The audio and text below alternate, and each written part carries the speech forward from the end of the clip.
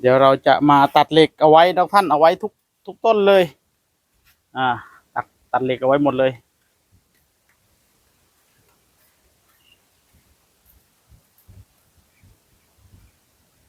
เดี๋ยวเราจะมาตัดเหล็กเอาไว้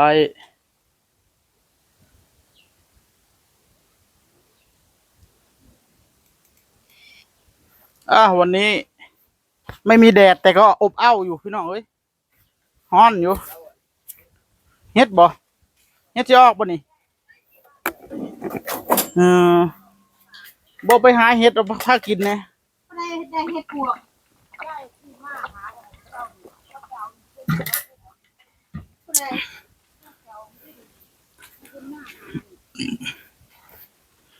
เห็ดปวกวันก่อน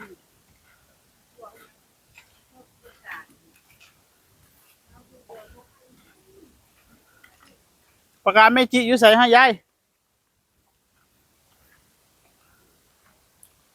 เจ้าเมียนไว้ใส่ว่าหัน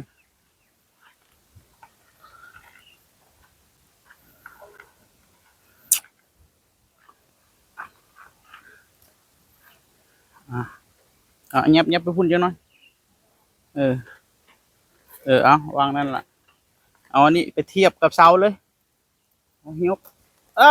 เหล็กให้มันเสมอได้ปลายเหล็กให้มันเสมอกับเสา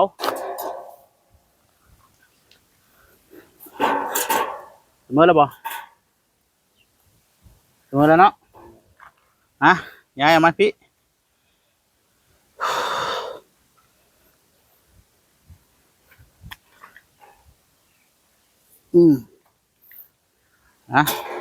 เลื่อนออกบัดนี้จะได้ตัด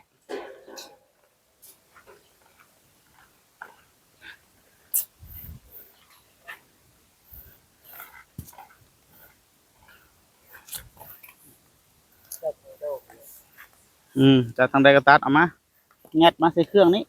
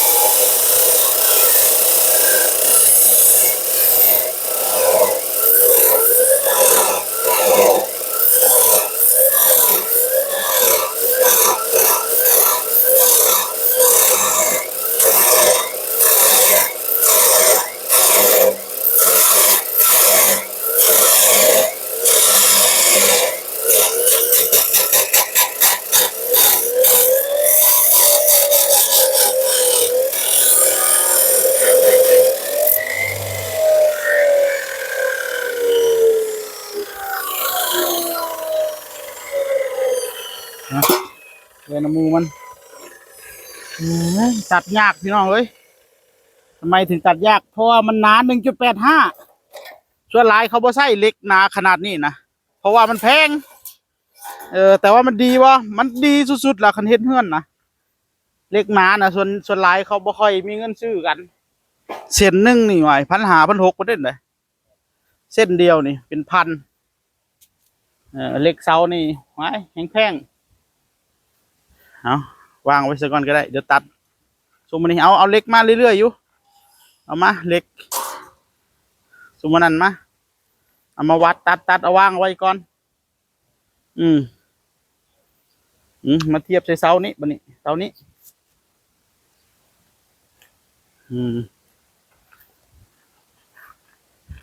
ชนเสานี้เลยชน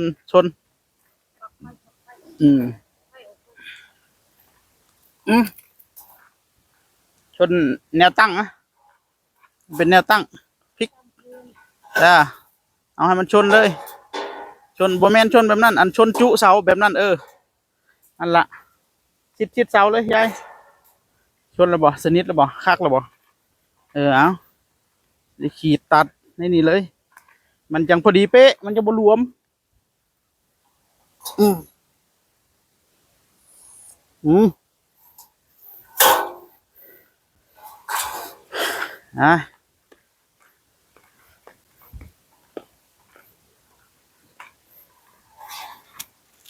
มายัดใส่เครื่อง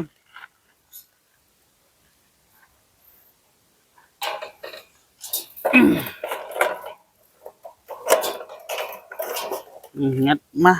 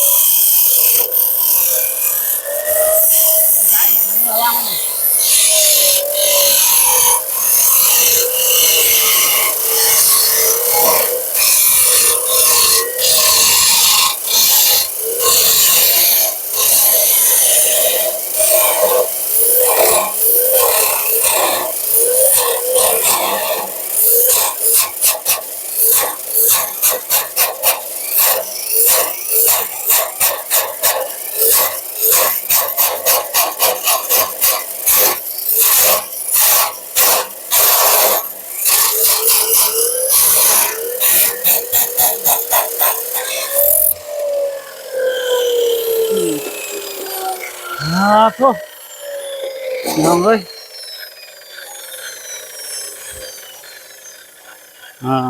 วางเอาไว้อย่างนี้เลยก็ได้วางเอาไว้ตามจุดของมันโลดตัวนี้ก็เสาแรกวางไว้เลยโคตรหนักพี่น้องเอ้ยปกติเวลาตัดเล็กนี่มันตัดเข่าลึบๆเลยเด้อันนี้มันเล็กมันหนาน้องท่านมันคือเลยบ่อยากเข่ายากอีกสองนี่หนึ่งมาพี่มาวัดตัวนี้ก่อนเสานี้บนนี้มาพี่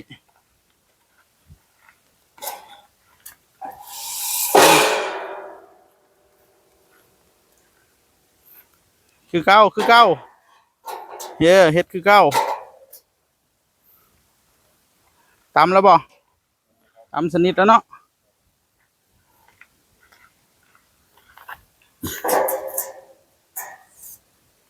ไปบัดนี้เอาไปตัดยายหามมาพี่ยายนั่นวางนั่นก่อนยายหามตัวนี้ไปตัดซะก่อนตัดไว้ทีเดียวจะได้ขึ้นทีเดียวเลยลูกมือดีมาก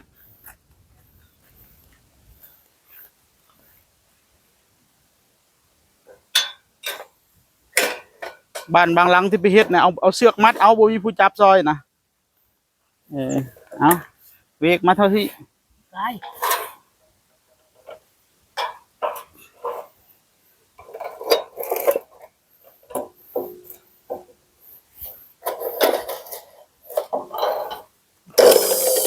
ถ้าตัดเหล็กหนามันที่บ่อยากเข่าพี่น้องเอ้ยหนาเพิ่ม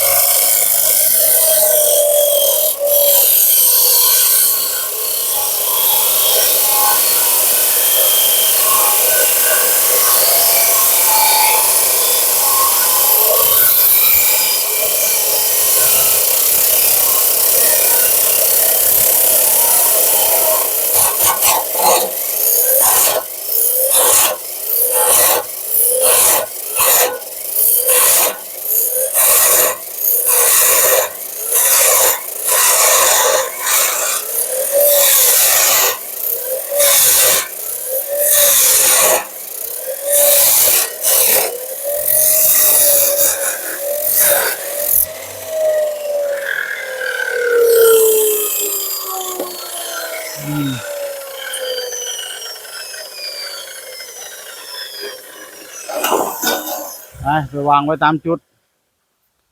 เดี๋ยวจะลงกันเด้ของไผของมันเด้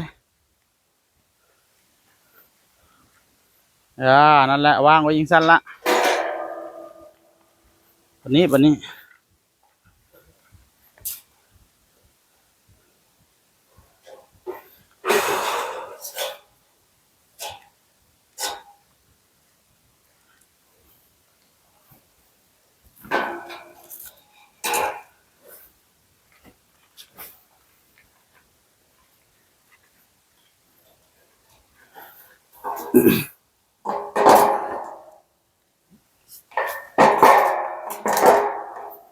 แนบแล้วบ่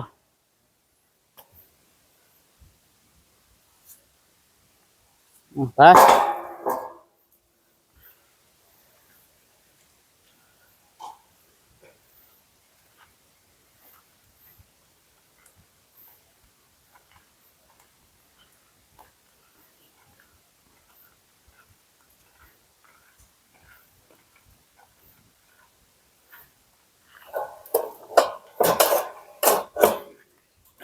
เวมาทั้งพี่อีกอืม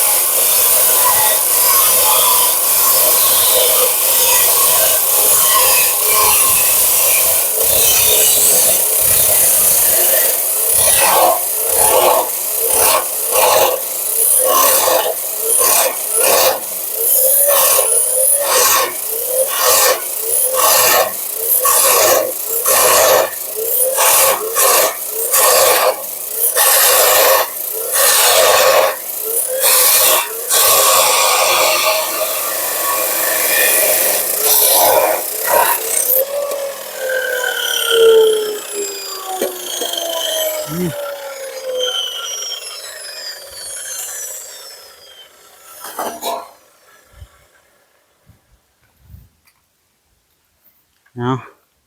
เตรียมมัดสำนีกันพอสะก่อนมือนี้เอ็ดโค้งนี่จัก2-3 มื้อพุ่นละ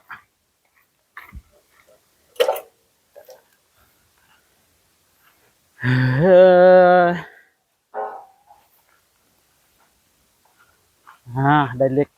วางกีเดไว้หมดแล้ววันนี้เอานั่งร้านไปพัดข้างหน้าคุณตัวนึงนี่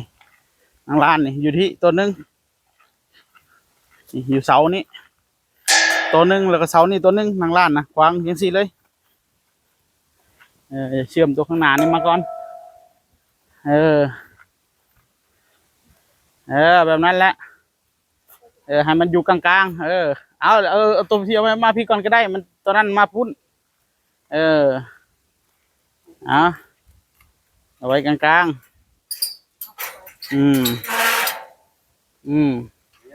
เจ็ดขาให้มันตรงๆขา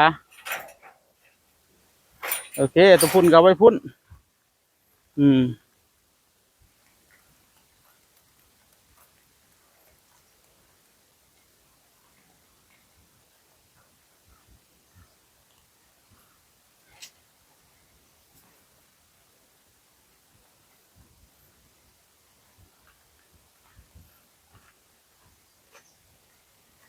อืมนี่เหล็กตัวนี้เด้อเขาขึ้นนะนี่เอาเหล็กตัวนี้ตัวที่เจ้าพาดขึ้นพุ่นเลยได้ขึ้นเชื่อม